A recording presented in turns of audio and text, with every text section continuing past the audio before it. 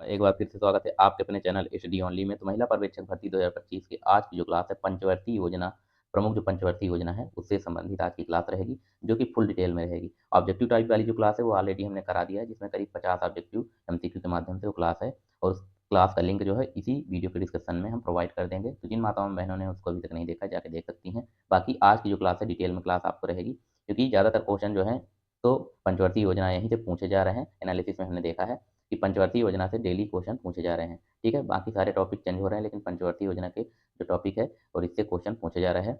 और इस क्लास की पीडीएफ के लिए आप लोग हमारा जो टेलीग्राम चैनल है, जिसका लिंक आपको वीडियो के डिस्क्रिप्शन में मिल जाएगा, वहाँ से ज्वाइन करके इन सभी क्लासेस की पीडीएफ आप लोग प्राप्त कर सकती हैं। साथ ही जिन माताओं बहनों को क्लासेस पसंद आती है, लोग चैनल को सब्सक्राइब और वीडियो को लाइक जरूर कर लें, क्योंकि माँ सभी के लिए महिला पर्यवेक्षक भर्ती 2025 से रिलेटेड सभी सब्जेक्ट की क्लासेस और साथ ही एनालिसिस भी लेकर डेली जरूर आते हैं।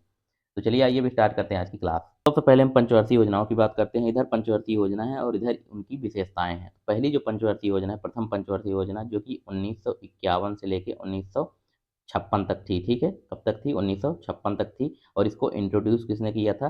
तो इसको जो इंट्रोड्यूस किया था उस समय प्रधानमंत्री थे, जो प्रधानमंत्री थे पंडित जवाहरलाल नेहरू जी थे। इन्होंने इसको इंट्रोड्यूस किया था, ठीक है, भारतीय संसद में। ठीक है, फिर इसके बाद इसमें आगे बात करें तो जो प्रथम पंचवर्ती योजना थी, भारत में आर्थिक विकास पर किस पे जोर दिया गया था? तो आर्थिक विकास पर। ये जो मेन मेन पॉइंट हम आपको बता रहे हैं, ये पॉइंट आपको ध्यान रखना है, इसी से रिलेटेड आपको क्वेश्चन पूछे जाएंगे। ठीक, तो प्रथम जो पंचवर्ती योजना थी उस पर किस पर जोर दिया गया था? तो आर्थिक विकास पर जोर दिया गया था। या किस पर जोर दिया था? तो आर्थिक विकास पर जोर दिया था। ठीक, फिर इसके बाद आगे बात करते हैं, और इसका जो पंडित जवाहरलाल नेहरू जी थे उन्होंने संसद में इसे प्रथम पंचवर्ती जो योजना थी इसे इंट्रोड्यूस किया था। फिर इसके बाद इसमें आगे बात करें तो इसने मुख्य रूप से इस पर जो जोर दिया था, तो मुख्य रूप से जो ध्यान था कृषि क्षेत्र पर, ठीक, ध्यान केंद्रित किया था, जिसमें बांधों और सिंचाई के निवेश शामिल है। यानी इसी पंचवर्ती फर्स्ट जो पंचवर्ती योजना थी, इसी के अंतर्गत भाखड़ा नागल बांध वगैरह जो है इनके लिए आवंटन किया गया था, पैसा आवंटन किया गया था, यहाँ बताया गया है। तो कृषि पर पहली जो पंचवर्ती योजना थी कृषि पर आधारित थी, और इसी में जो सिंचाई वगैरह के लिए निवेश किया गया था, भाखड़ा नागल बांध वगैरह परियोजना जो है इसी पंचवर्ती योजना में बनाई गई थी। ठीक, फिर इसके बाद बात करें यह किस मॉडल पर आधारित थी? तो हेरोड डोमर जो मॉडल पर आधारित थी यह योजना। ठीक है, किस पे? तो हेरोड डोमर मॉडल पर यह आधारित थी। तो 1956 के अंत में, यानी कि लास्ट में पंचवर्ती योजना 1951 से 1956 तक थी। तो 1956 में जो प्रमुख 5 भारतीय प्रौद्योगिकी संस्थान है, आईआईटी वगैरह, आईएम, उनकी स्थापना इसी पंचवर्ती योजना में, पहली जो पंचवर्ती योजना थी उसी समय पे की गई थी। ये भी आपको ध्यान रखना है। ठीक है, और लक्ष्य की बात करें, वृद्धि दर जो है 2.1% थी, जबकि प्राप्त है अधिकतम प्राप्त हुई थी 3.6% की प्राप्ति हुई थी। ठीक, फिर इसके बाद दूसरी पंचवर्ती योजना की बात करते हैं, द्वितीय पंचवर्ती योजना, जिसका कार्यकाल कब से कब तक था? तो 1956 से 1961 तक था। ठीक, आपको ये ध्यान रखना है, द्वितीय पंचवर्ती योजना 1956 से 1961 तक था। और इसमें किस पर फोकस किया गया था? ध्यान केंद्रित किस पे किया गया था? तो औद्योगिकीकरण और सार्वजनिक क्षेत्र पर बल दिया गया था। ठीक है, किस पर बल दिया गया था? तो औद्योगिकीकरण और सार्वजनिक क्षेत्र पर। ये आपको ध्यान रखना है द्वितीय पंचवर्ती योजना में। ठीक है, पहली जो पंचवर्ती योजना थी उसमें कृषि पर बल दिया गया था, द्वितीय जो पंचवर्ती योजना है उसमें तीव्र औद्योगिकीकरण और सार्वजनिक क्षेत्र पर बल दिया गया था। और इसका जो नेतृत्व किसने किया था? नियोजन किसने बनाया था? तो पीसी महालनोबिस जो है इन्होंने इसको नेतृत्व किया था। इसकी रूपरेखा तैयार की थी किसने? द्वितीय पंचवर्ती योजना की, तो पीसी महालनोबिस जी ने। ठीक है, इसने त्वरित संरचनात्मक परिवर्तन पर जोर दिया था। ठीक, इस योजना के तहत सरकार ने घरेलू उद्योगों की रक्षा के लिए आयात पर शुल्क, यानी कि विदेश से अगर कोई आइटम आता है, बाहर से जो आता है उस पर अलग से ड्यूटी जो लगाया जाता है, इम्पोर्ट ड्यूटी, उसे बोलते हैं आयात पर शुल्क। ठीक है, फिर इसके बाद आगे बात करें तो लक्षित वृद्धि दर इसमें 4.5% रखी गई थी, जो प्राप्त अगर हुई तो 4.27% प्राप्त हुई थी। ठीक, फिर इसके बाद तृतीय पंचवर्ती योजना की बात करते हैं। तृतीय पंचवर्ती योजना जो कि 1961 से लेके 1966 तक थी। कब तक थी? 1966 तक। ठीक है, और इसमें किस पर जोर दिया गया था? केंद्रित किस पे था? तो कृषि और गेहूं के उत्पादन में सुधार पर ध्यान दिया गया था। ठीक है, तृतीय पंचवर्ती योजना में कृषि और गेहूं के सुधार में, उत्पादन के सुधार में ध्यान दिया गया था। और इसमें आगे बात करें तो राज्यों को विकास संबंधी अतिरिक्त उत्तरदायित्व सौंपे गए थे। ठीक है, तृतीय पंचवर्ती योजना में उदाहरण के लिए राज्यों को माध्यमिक और उच्च शिक्षा का उत्तरदायित्व सौंपा गया था। किस पंचवर्ती योजना में? तो तृतीय पंचवर्ती योजना में। ये चीजें आपको ध्यान रखनी है। फिर आगे बात करें तो जमीनी स्तर पर अथवा ग्रॉस रूट लेवल पर लोकतंत्र के लिए पंचायत जो चुनाव हुए थे, सबसे पहले जो पंचायती राज के चुनाव हुए थे जिसमें सरपंच नियुक्त किए जाते हैं, इसकी शुरुआत भी तृतीय पंचवर्ती योजना में ही की गई थी। ठीक है, तो जो पंचायती राज के चुनाव है इसकी शुरुआत कब हुई? तो तृतीय पंचवर्ती के अंतर्गत ही शुरू की गई थी, ग्रॉस रूट लेवल पर लोकतंत्र के लिए। ठीक है, सबसे लोकतंत्र का सबसे निचला जो हिस्सा होता है, ये जो पंचायती चुनाव होते हैं अपने ग्राम पंचायत के, वही होते हैं, इसलिए इसे ग्रास रूट लेवल बोला गया है। ठीक। और इसमें लक्षित की बात करें तो 5.6% टारगेट रखा गया था इकोनॉमी की, और इसमें विकास दर जो लेवल था तो 2.4% ही प्राप्त हुई। ठीक। फिर इसके बाद इसमें आगे बात करें तो इसने तीसरी योजना की विफलता का संकेत दिया। इसने तीसरी योजना का विफलता का संकेत दिया, क्योंकि जितना हमने टारगेट किया था उससे काफ़ी ज़्यादा कम हमें प्राप्त हुई है। योजना ने विफलता का संकेत हमको दिया, और इसके बाद फिर सरकार को योजना अवकाश करना पड़ा। ठीक। तो योजना अवकाश जो है ना, अवकाश है 1966 से 67, 1967 से 68, 1968 से 69 की घोषणा करनी पड़ी। 3 साल का योजना अवकाश इसमें रहा। ठीक। ये आपको ध्यान रखना है। लास्ट था 3 साल का, किस पंचवर्ती योजना में हुआ है, तो तीसरी पंचवर्ती योजना में। ठीक है, ये चीज़ें आपको ध्यान रखनी है, ऐसे ही क्वेश्चन आपसे पूछे जाएंगे। तो और इसके जो प्रमुख कारण थे जो ये योजना अवकाश करना पड़ा, तो चीन भारत युद्ध हुआ था इसी समय, भारत पाक युद्ध भी हुआ था, जिसकी वजह से योजना अवकाश को करना पड़ा। ठीक। फिर इसके बाद चतुर्थ पंचवर्ती योजना की बात करते हैं। चतुर्थ जो पंचवर्ती योजना है 1969 से 1974 तक थी। कब तक थी? 1969 से 1974 तक चतुर्थ पंचवर्ती योजना आई, और इसको जो इंट्रोड्यूस किया था तो प्रधानमंत्री तब इंदिरा गांधी जी थी। ठीक है, उन्होंने इसको इंट्रोड्यूस किया था। और इसको किस फार्मूले पर आधारित थी, या किस फार्मूले पर? तो जो गॉडगिल फार्मूला था, इस बेस पर आधारित थी जो चतुर्थ पंचवर्ती योजना थी। ठीक है, आपको ये ध्यान रखना है किस फार्मूले पर आधारित थी। जो गॉडगिल फार्मूला जो था उस बेस पे आधारित थी जो जो चतुर्थ पंचवर्ती योजना है। ठीक है, और इसमें ध्यान किस पे दिया गया था, तो विकास और आत्मनिर्भरता की दिशा में प्रगति पर बहुत अधिक जोर दिया गया था। किस पर जोर दिया गया था, बल दिया गया था? तो स्थिरता के साथ विकास और आत्मनिर्भरता की दिशा, प्रगति पर बहुत अधिक जोर दिया गया था। ठीक है, फिर इसके बाद इसमें आगे बात करें तो जो इसी चतुर्थ पंचवर्ती योजना में 14 प्रमुख राष्ट्रीय जो नेशनल बैंक थे, राष्ट्रीयकरण इनका किया गया। ठीक है, बैंकों का नेशनलाइजेशन किया गया किस पंचवर्ती योजना में, तो चतुर्थ पंचवर्ती योजना में। ठीक है, ये चीज़ आपको ध्यान रखना है। जो प्रमुख 14 बैंक थे उस समय पे, उनका राष्ट्रीयकरण किया गया। चतुर्थ पंचवर्ती योजना में 14 प्रमुख बैंकों का राष्ट्रीयकरण किया गया। और हरित क्रांति, कृषि को बढ़ावा देने के लिए जो है इसकी भी शुरुआत चतुर्थ पंचवर्ती योजना में ही की गई। ये चीज़ें आपको ध्यान रखनी है। हरित क्रांति और जो प्रमुख 14 बैंक थे जिनका नेशनलाइजेशन किया गया, राष्ट्रीयकरण किया गया, इनको जो है चतुर्थ पंचवर्ती योजना के ही तहत किया गया था। ठीक, इंदिरा गांधी जी के समय में। फिर इसके बाद इसमें आगे बात करें तो सूखा संभावित क्षेत्र कार्यक्रम, ड्रॉट प्रोन एरिया प्रोग्राम भी शुरुआत इसी में की गई। जो सूखा संभावित क्षेत्र कार्यक्रम है, यह भी चतुर्थ पंचवर्ती योजना में ही शुरुआत इसकी की गई। और इस योजना में जो लक्ष्य रखा गया था वृद्धि दर का, वो 5.6% थी, जबकि जो विकास दर, वास्तविक जो विकास दर अपने को मिली थी वो 3.6% ही थी। ठीक है, फिर इसके बाद पांचवी पंचवर्ती योजना की बात करते हैं। जो पांचवी पंचवर्ती योजना थी 1974 से 1978, कब तक थी पांचवी पंचवर्ती योजना? 1974 से 1978 तक। और इसने रोजगार को बढ़ाने और गरीबी उन्मूलन, गरीबी हटाओ पर जोर दिए गए थे। जो पांचवी पंचवर्ती योजना थी, इसी में नारा दिया गया था पहली बार, गरीबी उन्मूलन, यानी गरीबी हटाओ नारा जोर दिया गया था। ठीक है, तो गरीबी हटाओ का नारा जो सबसे पहले कब दिया गया था, तो पांचवी पंचवर्ती योजना में दिया गया था। फिर आगे वर्ष 1975 में विद्युत आपूर्ति अधिनियम में संशोधन किया गया, जिससे केंद्र सरकार बिजली उत्पादन और प्रेषण के क्षेत्र में प्रवेश कर सकी। ठीक है, तो केंद्र सरकार बिजली उत्पादन में कब प्रवेश कर सकी, तो पांचवी पंचवर्ती योजना में 1975 में। और भारतीय राष्ट्रीय राजमार्ग प्रणाली की शुरुआत भी पांचवी पंचवर्ती योजना के अंतर्गत की गई। ये एक एक पॉइंट जो आपको हम बता रहे हैं, ध्यान रखना है। इनसे किसी से भी किसी पॉइंट को लेकर आपसे क्वेश्चन पूछा जा सकता है। ठीक है, क्योंकि आप लोगों का क्वेश्चन पेपर जो है काफ़ी, क्योंकि आप लोगों का एग्जाम जो है 19 अप्रैल तक है, एग्जाम अभी लंबा चलेगा, इसलिए क्वेश्चन उनके पास बचेंगे नहीं, तो ये सारे क्वेश्चन आपसे पूछे जा सकते हैं।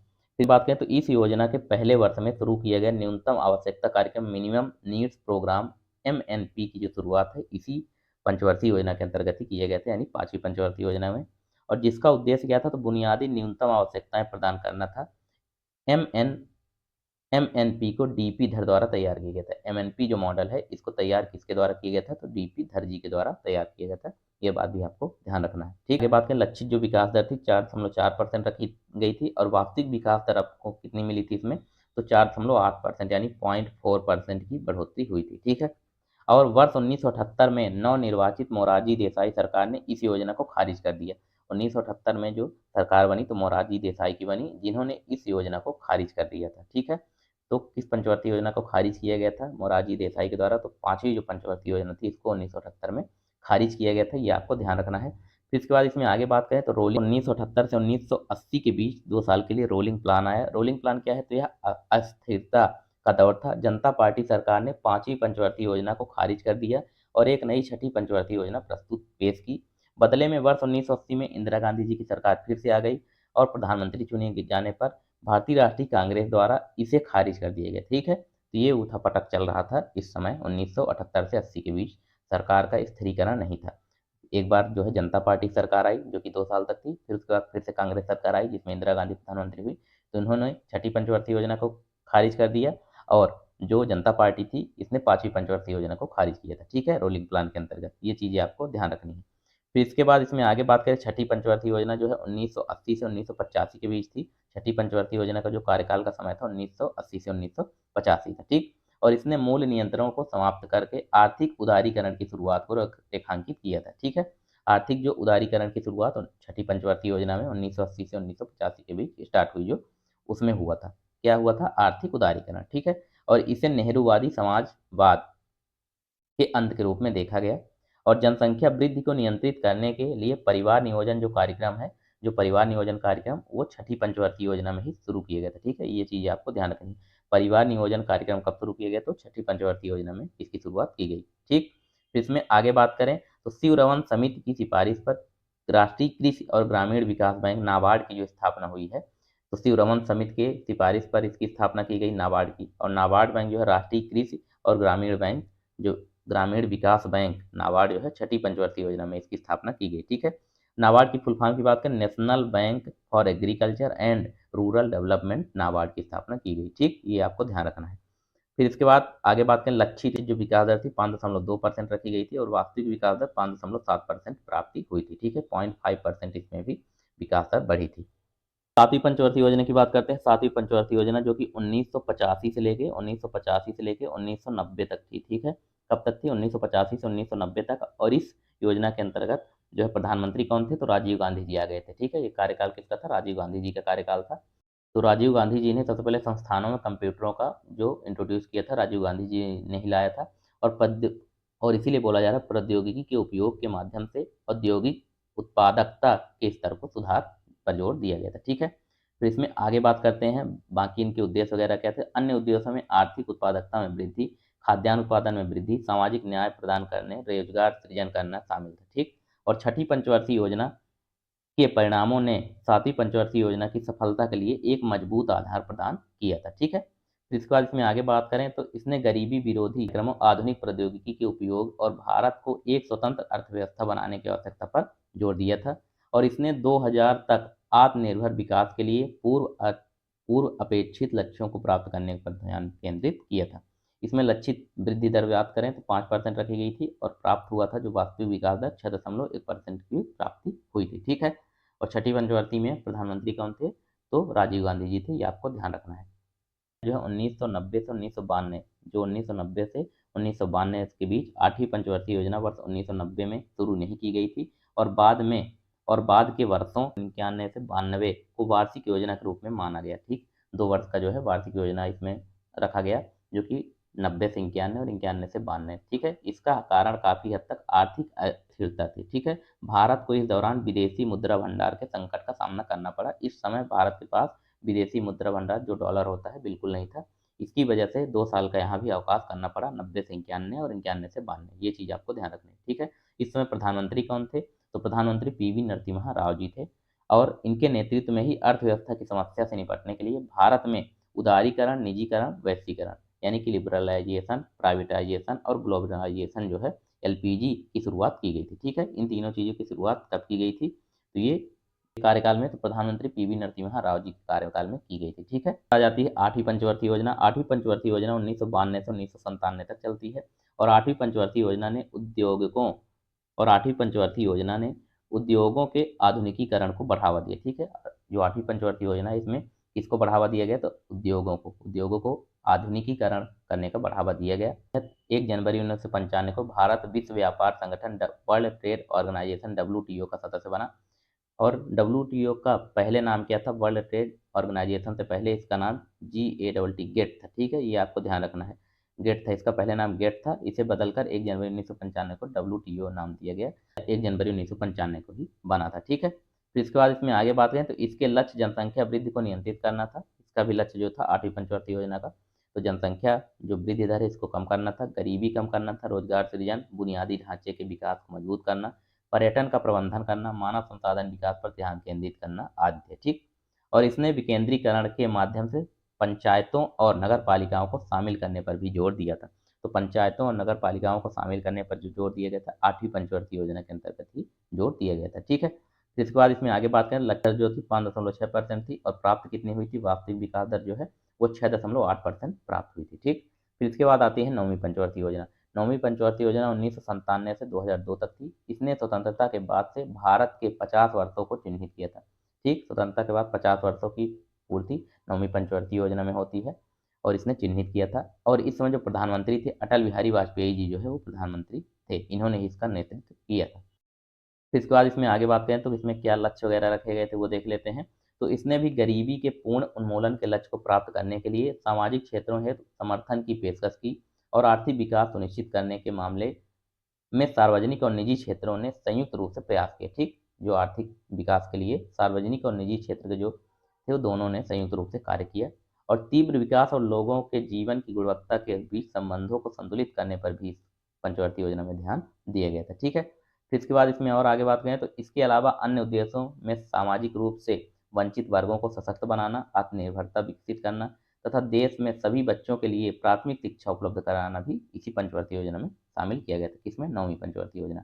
और इस योजना की रणनीतियों में आत्मनिर्भरता हासिल करने के लिए निर्यात की उच्च दर में वृद्धि करना, तीव्र विकास के लिए दुर्लभ संसाधनों का कुशल उपयोग आदि शामिल थे।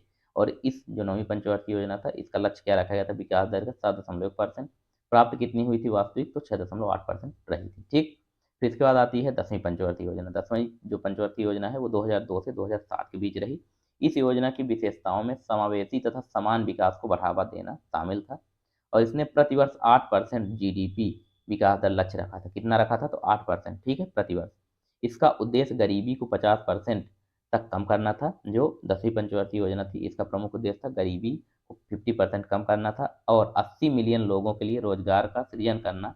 इसके अलावा इसके बाकी उद्देश्य जो थे, समानताओं को कम करना। इस योजना में 2007 तक शिक्षा और मजदूरी दरों के क्षेत्र में लैंगिक अंतराल को कम करने पर भी जोर दिया गया था। ठीक है, इसी 10वीं पंचवर्ती योजना में ये चीज़ें आपको ध्यान रखनी है।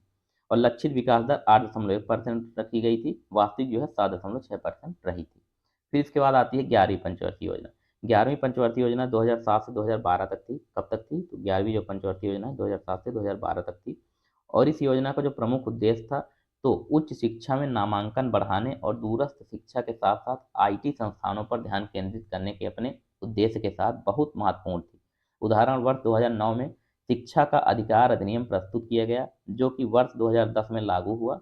इसने 6 से 14 वर्ष की आयु के बच्चों के लिए शिक्षा को निःशुल्क और अनिवार्य कर दिया था। ठीक, जो 11वीं पंचवर्ती योजना थी इसी योजना में लागू किया था जो शिक्षा का अधिकार है, राइट टू एजुकेशन। ठीक, और यह 6 से 14 वर्ष के बच्चों को निःशुल्क शिक्षा प्रदान की जाएगी। तो यह कब लागू हुई, तो 11वीं पंचवर्ती योजना में। सन पूछा जाए तो 2010 में लागू हुई, बाकी इसका जो अधिनियम प्रस्तुत हुआ था 2009 में ही प्रस्तुत किया गया था। ठीक है, ये चीज़ें आपको ध्यान रखनी है। इसके बाद इसमें आगे बात करें तो इसकी मुख्य विषय वस्तु तीव्र और अधिक समावेशी विकास थी। ठीक है, जो मुख्य विषय वस्तु थी वो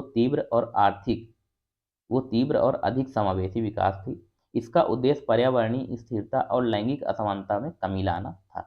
इसकी रूपरेखा किसने तैयार की थी, तो जो 11वीं पंचवर्ती योजना है इसकी रूपरेखा सी रंगराजन जी ने तैयार की थी। आपको ध्यान रखना है, 11वीं पंचवर्ती योजना की जो रूपरेखा है वो सी रंगराजन जी ने तैयार की थी।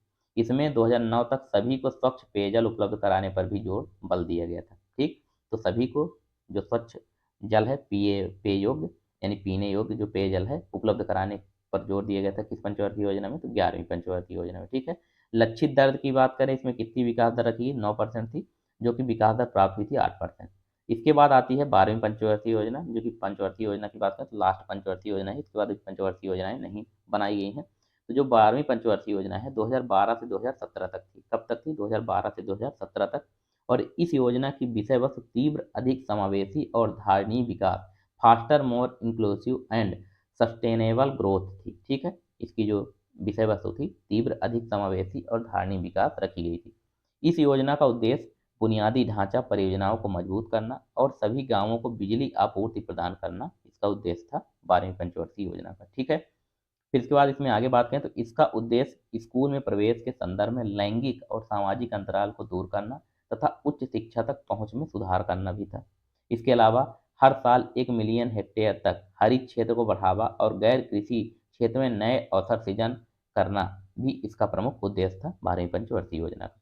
लक्षित इसमें जो वृद्धि दर रखी गई थी 9% रखी गई थी 2012 में, और राष्ट्रीय विकास परिषद ने इसे 12वीं पंचवर्षीय योजना के लिए 8% की वृद्धि दर को मंजूरी दी थी। ठीक है, जो वृद्धि दर थी 9% रखी गई थी, लेकिन राष्ट्रीय विकास परिषद ने इसे 8% वृद्धि दर को मंजूर की थी। ठीक, तो ये टोटल आपकी 12 पंचवर्षीय योजना होगी, जो कि सन के साथ हमने सारी डिटेल एक एक चीज़ आपको डिटेल में बताया है। एक भी कोई भी क्वेश्चन पूछा जाता है तो आपको इजीली कर लेना है, क्योंकि हमने आपको सभी चीज़ें डिटेल में बता दी है एक एक चीज़। और इसमें कुछ नहीं समझ में आता है तो इसकी पीडीएफ जो है आप लोग टेलीग्राम चैनल, जिसका लिंक आपको वीडियो के डिस्क्रिप्शन में मिल जाएगा, वहाँ से ज्वाइन करके ये इसको प्राप्त कर सकते हैं और वहाँ से आप खुद ही एक एक चीज़ देख सकते हैं, पढ़ सकते हैं। ठीक है, इससे बाहर आपके क्वेश्चन देखने को नहीं मिलेंगे।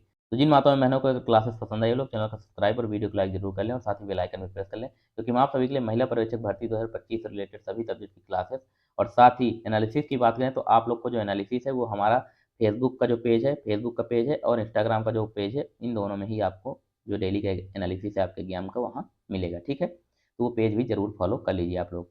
तो मिलते हैं आप सभी से नेक्स्ट क्लास में, तब तक के लिए आप सभी का धन्यवाद।